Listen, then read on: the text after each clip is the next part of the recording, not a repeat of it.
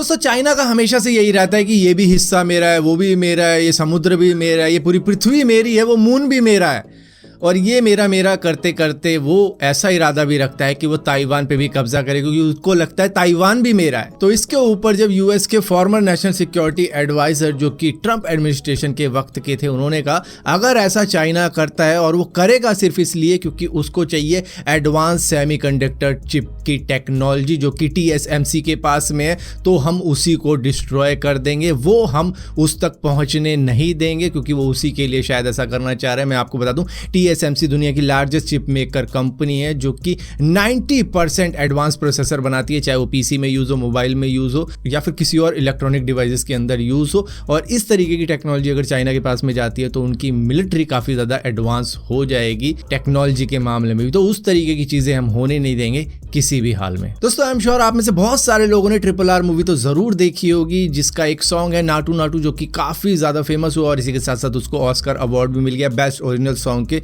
रूप में। जैसे ही ये खबर लोगों में पहुंची तो उन्होंने गूगल करना शुरू कर दिया और गूगल का जो नाटू नाटू सर्च है वो करीबन 1105% तक बढ़ गया था इस कीवर्ड का जो नाटू नाटू है। तो मतलब अगर आप में से किसी ने नहीं देखी होगी RRR तो शायद अब जरूर देखोगे, क्योंकि अब ऑस्कर मिल गया और आप कहोगे भैया ऑस्कर मिल गया, अब तो देखनी ही पड़ेगी। दोस्तों इंटरनेशनल स्पेस स्टेशन पे लिक्विड को कंज्यूम करना इतना ज़्यादा आसान होता नहीं है, जिसकी वजह से नासा नए नए रास्ते ढूंढता ही रहा है हमेशा से कि किस तरीके से इसको ईजी बनाया जाए। हालांकि एक ट्यूब के जरिए वो लिक्विड को कंज्यूम तो करते हैं, लेकिन अभी रिसेंटली एक एस्ट्रोनॉट है निकोल मैन जिन्होंने दिखाया है करके कि किस तरीके से ये न्यूली डिजाइन कप काम करता है स्पेस में, जिसमें डाला गया लिक्विड बाहर नहीं स्पिल होता है। ये दरअसल एस्ट्रोनॉट डॉन पिटिटी की हेल्प से बनाया गया है, जिन्होंने इंटरनेशनल स्पेस स्टेशन पे काफ़ी वक्त गुजारा है और उनकी हेल्प से धरती पर उन्होंने एक स्पेशली डिज़ाइन कप का एक्सपेरिमेंट किया था जिसको कैपिलरी फ्लो एक्सपेरिमेंट कहा गया।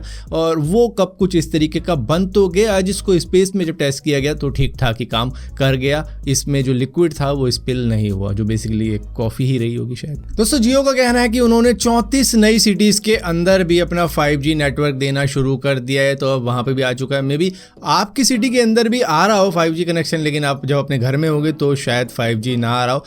क्योंकि मैं भी ऐसा ही हूँ। यहाँ दिल्ली के अंदर है 5G, लेकिन मेरे घर पे नहीं आता है, गली के बाहर निकल के जरूर आता है।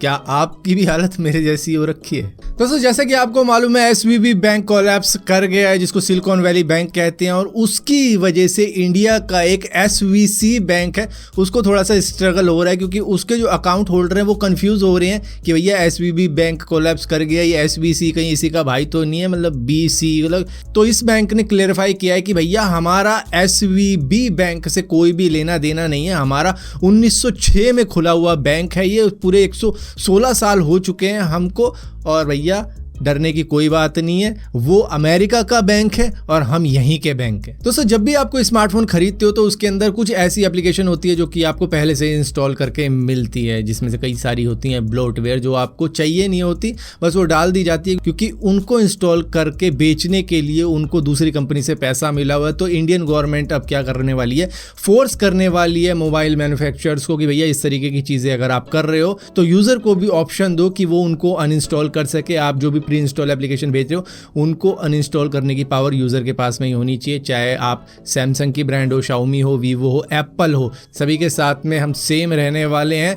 सभी को यूजर के लिए ऐसा करना होगा कि वो जिस भी एप्लीकेशन को अनइंस्टॉल करना चाहे वो हो सके, ऐसा फोन बना के दो। यहीं पर दोस्तों एक रैपिडो ड्राइवर बदतमीजी करता हुआ मिला है एक महिला से, वो भी ऑनलाइन। दरअसल उस महिला ने रैपिडो बुक करवाई थी, जिसके बाद में वो चैट करना शुरू कर देता है उस महिला के साथ में, जो कि अक्सर आपने देखा होगा कई जोमेटो के साथ में भी हो जाते हैं। मैं आपको बता रहा हूँ जोमेटो में भी जब आप अपना नंबर वगैरह देते हो तो वो कॉल करता है, पूछता है, तो इस तरीके से फिर वो नंबरों को मिसयूज़ करते हैं, रात को फिर मैसेज करते रहते हैं लड़कियों को। वहाँ से भी कई कंप्लेंटें आई है और यहाँ से भी निकल कर आई है, जिसमें एक्चुअली में इन कंपनी को करना क्या चाहिए कि भैया नंबर हाइड कर देना चाहिए यूज़र का, उस एप्लीकेशन के थ्रू ही सारी चीज़ें होनी चाहिए, बजाय व्हाट्सएप पे जाके बात करने के, ये करने के। तो इसका कई लोग एडवांटेज भी उठाते हैं, जो कि इस तरीके के बेहुदा लोग होते हैं। दोस्तों लीगली तौर पे लूटना किसको बोला जाता है, वो इसको बोला जाता है, ये जो टोकरा आप देख रहे हो ये 1 लाख US$ से भी ज़्यादा महंगा है, यानी कि करीबन इंडियन करेंसी में कन्वर्ट करके देखें तो 80 लाख रुपए से भी ज़्यादा का ये पड़ने वाला है। ये दरअसल